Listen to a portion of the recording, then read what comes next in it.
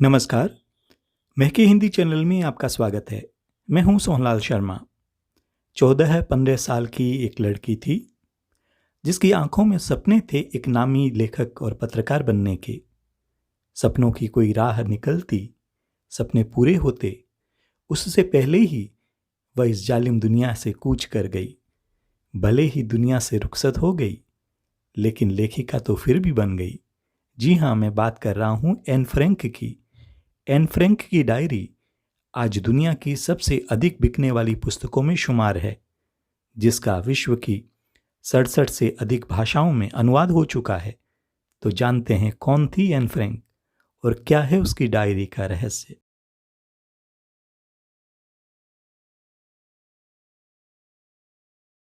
Anne Frank एक यहूदी लड़की थी जिसका जन्म 12 जून 1929 को जर्मनी के फ्रैंकफर्ट शहर में हुआ था। उसके पिता ओटो फ्रैंक एक व्यवसायी थे।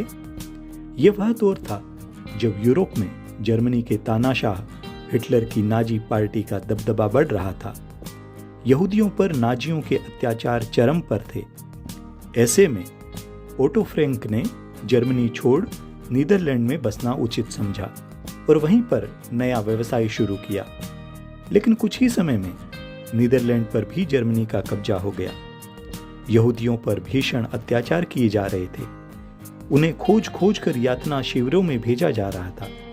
इसी बीच एन फ्रैंक को उसके 13वें जन्मदिन पर कई सारे उपहार मिले, जिनमें एक डायरी भी थी। उसने अपनी गुड़िया किट्टी को संबोधित करते हुए हर गुजरते दिन का वृतांत उस डायरी में लिखना शुरू किया। एन फ्रैंक के परिवार पर भी खतरे के बादल मंडरा रहे थे, इसलिए उन्होंने छिपना मुनासिब समझा। एन फ्रैंक के परिवार में उसके पिता ओटो फ्रैंक, माँ एडिथ व बड़ी बहन मार्गोट थी।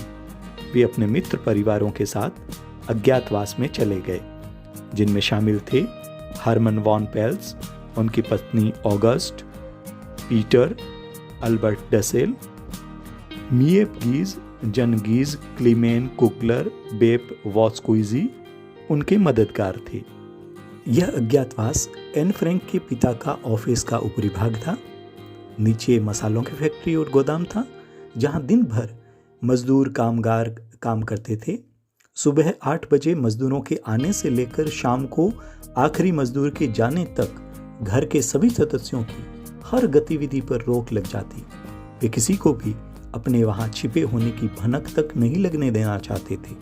इसी तरह उस गुप्त एनेक्स में छिपकर 2 साल बीत गए। लेकिन एक दिन उनके जीवन में भूचाल आ गया। किसी ने उनके वहां छिपे होने की सूचना हिटलर की खुफिया पुलिस गेस्टापो को दे दी। 4 अगस्त 1942 को घर के सभी सदस्यों को गिरफ्तार कर लिया गया और यातना केंद्रों में भेज दिया गया। एन फ्रैंक के घर की सारी बहुमूल्य चीजें जर्मन अपने साथ ले गए, लेकिन कुछ कागजों के साथ एन फ्रैंक की डायरी को गैर जरूरी मानकर वहीं छोड़ गए। द्वितीय महायुद्ध में जर्मनी की हार के बाद यातना गृहों से जो जिंदा बचाए जा सके, उनमें एन फ्रैंक के पिता ओटो फ्रैंक भी थे। बाकी किसी का कुछ पता नहीं चला। जीवित बचे ओटो फ्रैंक को अपनी पुत्री एन की डायरी हाथ लगी।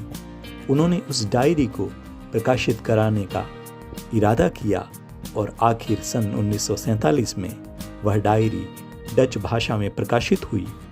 एन फ्रैंक की वह डायरी महज एक डायरी नहीं है, बल्कि एक जीवंत दस्तावेज है। वह दस्तावेज जिसमें दर्ज है उसकी सोई के अनुभव, उसके बयान, जिनमें सपने हैं, खौफ है, भूख है, यातनाएं हैं, संवेदनाएं हैं, युद्ध की भयंकर पीड़ाएं हैं। आज हम पढ़ेंगे एन फ्रैंक की डायरी के चुनिंदा पन्नों का सार। तो चलिए शुरू करते हैं पहले पृष्ठ से।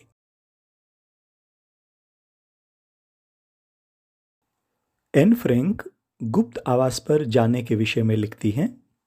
उसकी बड़ी बहन मार्गोट को सरकारी संस्था ASS से बुलावा आने पर घर के लोग गुप्त आवास पर जाने की तैयारी करते हैं। ये उनके जीवन का सबसे कठिन समय था। एन ने अपने थैले में अजीबोगरीब चीजें भर डाली। उसने सबसे पहले अपनी डायरी रखी, क्योंकि उसका मानना था कि उसके लिए स्मृतियां पोशाकों की तुलना में अधिक महत्वपूर्ण थी। उन्होंने बहुत सारा सामान इकट्ठा किया। जीवित प्राणियों में एक अकेली बिल्ली मूर्जे को पड़ोसियों को संभलाना पड़ा। एन व मिस्टर वांदान के परिवार वाले गुप्त आवास की व्यवस्था करते हैं। वे किसी भी तरह से सुरक्षित स्थान पर पहुंच जाना चाहते थे।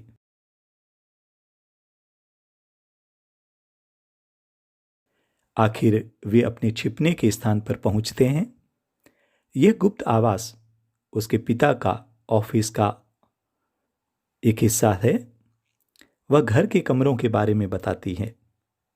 यह भवन गोदाम व भंडारघर के रूप में प्रयोग होता था, जहां इलायची, लौंग और काली मिर्च वगैरह मसाले पीसे जाते थे।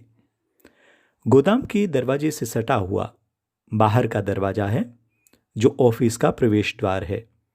सीढ़ियां चढ़कर ऊपर पहुंचने पर एक और द्वार है, जिस पर शीशे की खिड़की है, जिस पर काला शीशा लगा हुआ है। इस पर कार्यालय लिखा है। इसी कमरे में दिन के समय बेप, मिएप और मिस्टर क्लीमेन काम करते हैं। एक छोटे से गलियारे में दम घोंटू अंधियारे से युक्त एक छोटा सा कमरा बैक ऑफिस है। यहीं मिस्टर कुगलर और वानदान बैठते हैं। मिस्टर कुगलर के ऑफिस से निकलकर, तंग गलियारे से निकलकर प्राइवेट ऑफिस है। नीचे की सीढ़ियों वाले गलियारे से दूसरी मंजिल को रास्ता है, जो गली की तरफ खुलता है। कोई कल्पना भी नहीं कर सकता था कि इस सपाट मटमैले दरवाजे के पीछे इतने कमरे भी हो सकते हैं।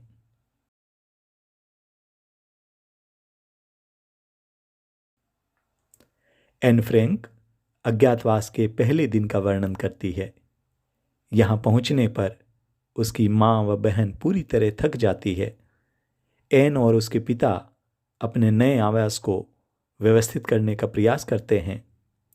वे कीलें ठोकते रहे, अलमारियां भरते रहे और सामान ठिकाने से लगाते रहे। वे भी पूरी तरह थक जाते हैं। मंगलवार की सुबह बाकी काम निपटाया। बुधवार तक तो ये सोचने की भी फुर्सत नहीं थी कि उसकी जिंदगी में कितना बड़ा परिवर्तन आ चुका है।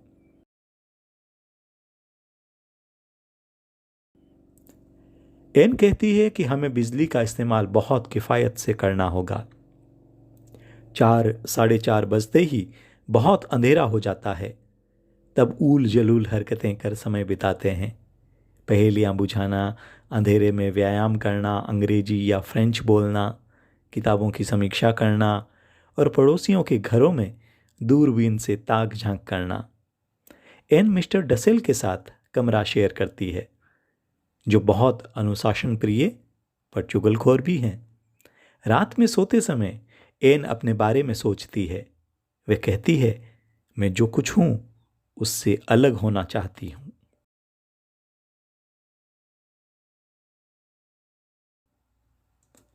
एन बताती है कि तुर्की के इंग्लैंड के पक्ष में न आने से उसे निराशा थी। 1000 गिल्डर के नोट अवैध मुद्रा घोषित किए जा रहे थे। इससे कालाबाजारी को झटका लगेगा, साथ ही भूमिगत लोगों को नुकसान होगा। मिस्टर डसेल को कहीं से पैरों से चलने वाली दांतों की ड्रिल मशीन मिल गई। इससे वह अपने दांतों का पूरा चेकअप करवा लेगी। घर के कायदे कानून के पालन में मिस्टर डसेल आलसी हैं, पर वे चार्लोट और कई दूसरे लोगों से चिट्ठी पत्री बनाए हुए हैं। मार्गोट उनके पत्रों को ठीक करती है। पापा ने उन्हें यह काम बंद करने को कहा। एन जर्मन घायल सैनिक व हिटलर के बीच बातचीत को रेडियो पर सुनती है। घायल सैनिक अपने जख्मों को दिखाते हुए गर्व महसूस कर रहे थे। जितने ज्यादा घाव उतना ज्यादा गर्व। उसी समय उसका पैर डसेल के साबुन पर पड़ गया और साबुन खत्म हो गया। उसने पापा से इसकी भरपाई करने को कहा, क्योंकि युद्ध के समय महीने में घटिया साबुन की एक बट्टी मिलती थी।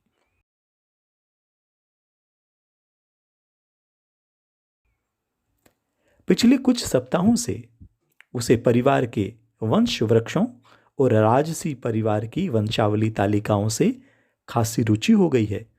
वह मेहनत से स्कूल का काम करती है और रेडियो पर बीबीसी की होम सर्विस को समझती है।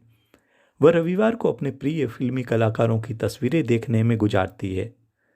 मिस्टर कुगलर उसके लिए सिनेमा एंड थिएटर पत्रिका ले आते हैं। परिवार के लोग इसे पैसे की बर्बादी मानते हैं। बेप शनिवार को अपने बॉयफ्रेंड के साथ फिल्म देखने जाने की बात बताती है तो वह उससे पहले ही फिल्म के मुख्य नायक नायिकाओं के नाम तथा समीक्षाएं बता देती है। मम्मी कहती है उसे सब याद है, इसलिए उसे फिल्म देखने की ज़रूरत नहीं है। जब भी वह नई केश सज्जा बनाकर आती है तो सभी कहते हैं कि वह फलां फिल्म स्टार की नकल कर रही है। तब वह कहती है कि ये उसका स्टाइल है, तो सभी उसका मजाक उड़ाते हैं।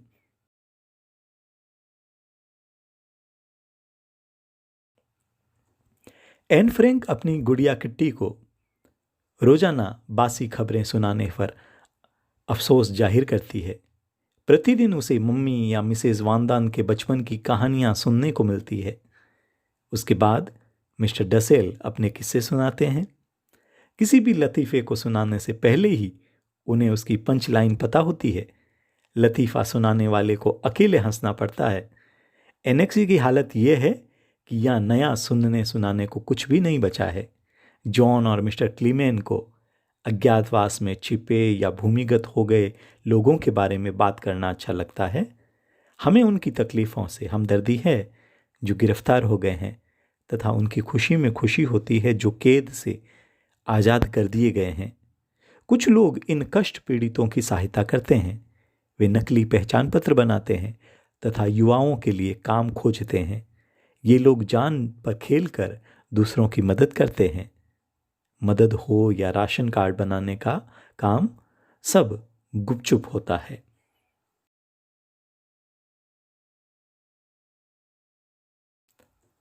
एन कैबिनेट मंत्री मिस्टर बॉथकेस्टीन के भाषण के बारे में लिखती है कि उन्होंने कहा था कि युद्ध के बाद युद्ध का वर्णन करने वाली डायरियों और पत्रों का संग्रह किया जाएगा। वह अपनी डायरी छपाने की बात कहती है। युद्ध खत्म होने पर यहूदियों के अज्ञातवास के बारे में लोग जानने के लिए उत्सुक होंगे। बम हमले के समय औरतें कैसे डर जाती हैं। पिछले रविवार को ब्रिटिश वायुसेना के 350 विमानों ने इज़्मुइडेन पर 550 टन गोला बारूद बरसाया तो उनका घर घास की पत्तियों की तरह कांप रहा था। लोगों को सामान खरीदने के लिए लाइन में लगना पड़ता है। चोरी चकारी बढ़ गई है। लोग 5 मिनट के लिए अपना घर नहीं छोड़ पाते। डचों की नैतिकता अच्छी नहीं है। सब भूखे हैं। 1 हफ्ते का राशन 2 दिन भी नहीं चल पाता। बच्चे भूख बीमारी से बेहाल है। फटे पुराने कपड़ों जूतों से काम चलाना पड़ता है। सरकारी लोगों पर हमले बढ़ते जा रहे हैं।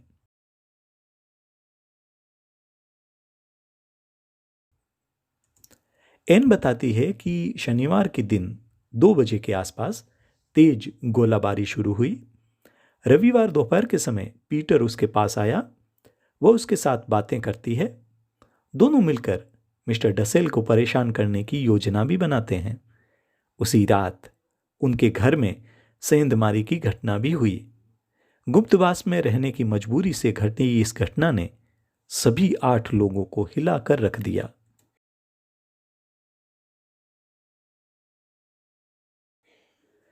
एन बताती है कि आज वह 15 वर्ष की हो गई है।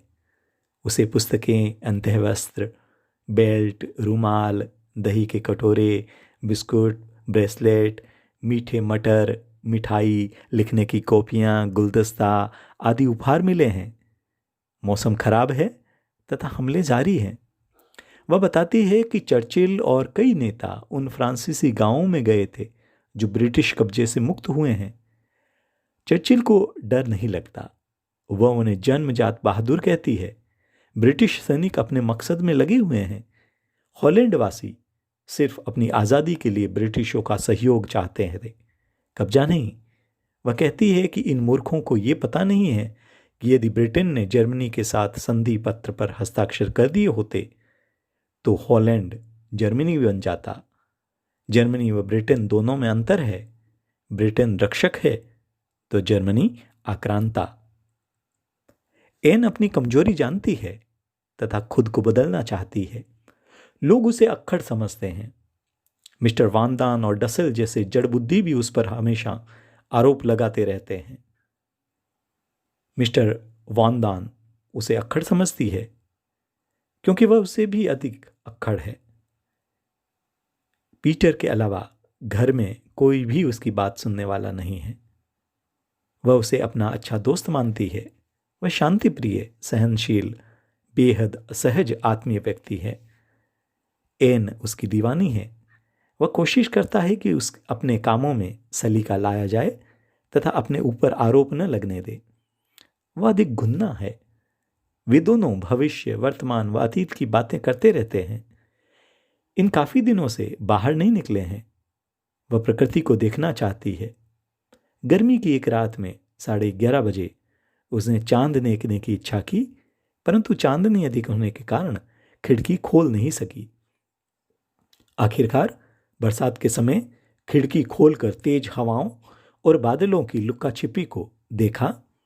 यह मौका 1.5 साल बाद मिला था। प्रकृति के सौंदर्य के आनंद के लिए अस्पताल व जेलों में बंद लोग तरसते हैं। आसमान, बादल, चांद और तारों की तरफ देखकर उसे शांति व आशा की उम्मीद मिलती है, एक किरण मिलती है। प्रकृति शांति पाने की रामबाण दवा है और ये उसे विनम्रता प्रदान करती है। वह पुरुषों व औरतों के अधिकारों के बारे में बताती है। उसे लगता है कि पुरुषों ने अपने शारीरिक क्षमता से अधिक होने के कारण औरतों पर शुरू से ही शासन किया और औरत बेवकूफ़ी के कारण सहन करती आ रही है। अब समय बदल गया है। शिक्षा, काम और प्रगति ने औरतों की आंखें खोल दी है। कई देशों ने उनको बराबरी का हक दिया है। आधुनिक औरतें अब बराबरी चाहती हैं। औरतों की भी पुरुषों की तरह सम्मान मिलना चाहिए। उन्हें सैनिकों जैसा दर्जा व सम्मान मिलना चाहिए। युद्ध में वीर को तकलीफ, पीड़ा, बीमारी, यातना से गुजरना पड़ता है। उससे कहीं अधिक तकलीफ बच्चा पैदा करते वक्त औरत सहती है। बच्चा पैदा करने के बाद औरत का आकर्षण समाप्त हो जाता है। मानव जाति की निरंतरता औरत से है। वह सैनिकों से ज़्यादा मेहनत करती है। इसका मतलब ये नहीं है कि औरतें बच्चे उत्पन्न करना बंद कर दें। प्रकृति ये कार्य चाहती है और उन्हें ये कार्य करते रहना चाहिए। वह उन व्यक्तियों की भर्त्सना करती है जो समाज में औरतों के योगदान को मानने को तैयार नहीं है। इनका विश्वास है कि अगली सदी आने तक ये मान्यता बदल चुकी होगी कि बच्चे पैदा करना ही औरतों का काम है। औरतें ज़्यादा सम्मान और सराहना की हकदार हैं। तो ये थी आज की प्रस्तुति। ऐसे ही उपयोगी वीडियो के लिए चैनल को सब्सक्राइब अवश्य करें। आज के लिए इतना ही। धन्यवाद। नमस्कार।